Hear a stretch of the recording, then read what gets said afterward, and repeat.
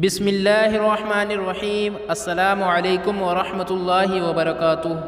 ترکی کے صدر رجب طیب اردغان نے چند ماہ قبل ایک بہت بڑے مجمع میں تقریر کرتے ہوئے ایک واقعہ سنایا۔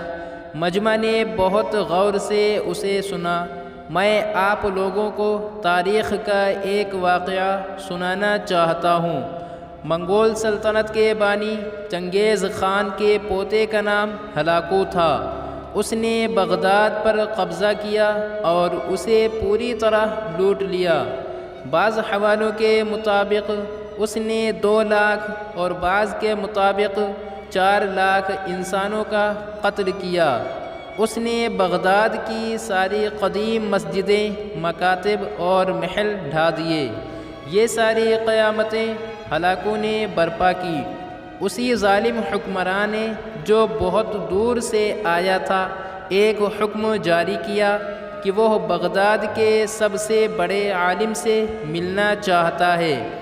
ظاہر سی بات ہے کہ کوئی عالم ہلاکو سے ملنے کے لیے تیار نہیں ہوا۔ آخر کار قادحان نام کا ایک کم عمر نوجوان، جس کی ابھی داڑھی بھی نہیں نکلی تھی اور ایک مدرسے میں معلم تھا، ہلاکو کا سامنا کرنے کے لیے راضی ہو گیا۔ ہلاکو سے ملنے کے لیے جاتے ہوئے قادحان نے اپنے ساتھ ایک اونٹ، ایک بکرا اور ایک مرغا بھی لے لیا۔ نوجوان عالم قادحان ہلاکو کے خیمے کے پاس پہنچا اور ہلاکو سے ملنے اندر چلا گیا۔ ہلاکو نے نوجوان عالم سے پوچھا، مجھ سے ملنے اور میرا سامنا کرنے کے لیے بغداد والوں کے پاس تمہارے سوا کوئی اور نہیں تھا؟ قادحان نے جواب دیا کہ اگر آپ مجھ سے بڑے سے ملنا چاہتے ہیں تو باہر ایک اونٹ موجود ہے، اگر داڑھی والا چاہتے ہیں تو باہر ایک بکرا موجود ہے، اور اگر بلند آواز والا چاہتے ہیں تو باہر ایک مرغا بھی موجود ہے، آپ جسے چاہیں بلا لیں۔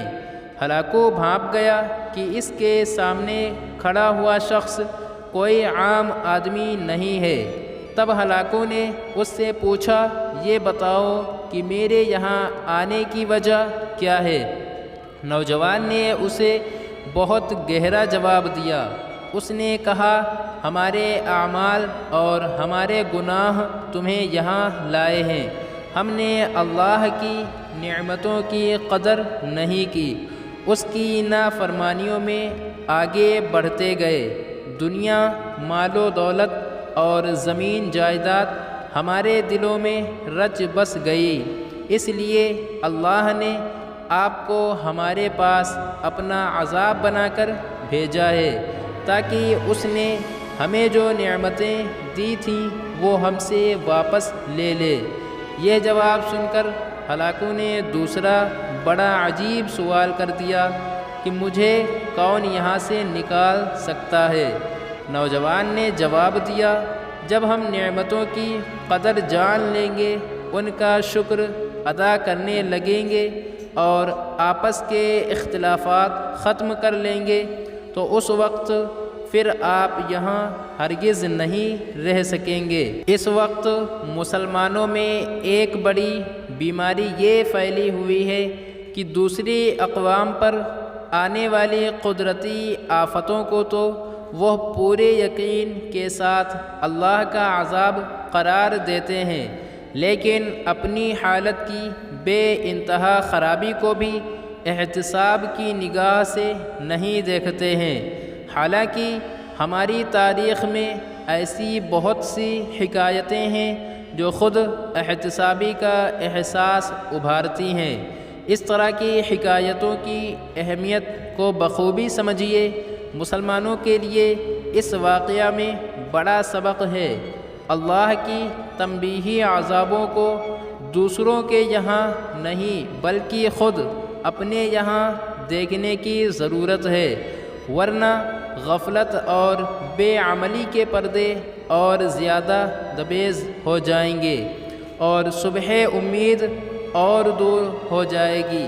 لیکن اس ملک کا عام شہری جہاں اکثریت کرپٹ، راشی، منافع خور، بے ایمان ہوں، بس نماز اور تبلیغ کو سارا اسلام سمجھتے ہوں، لوٹ مار عام ہو، رکھوالے رہزن بن جائیں، مسیحا قصائی ہوں، قانون نام کی کوئی چیز نہ ہو، اس ملک کو اور اس قوم کو ہلاک و خان سے کوئی نہیں بچا سکتا۔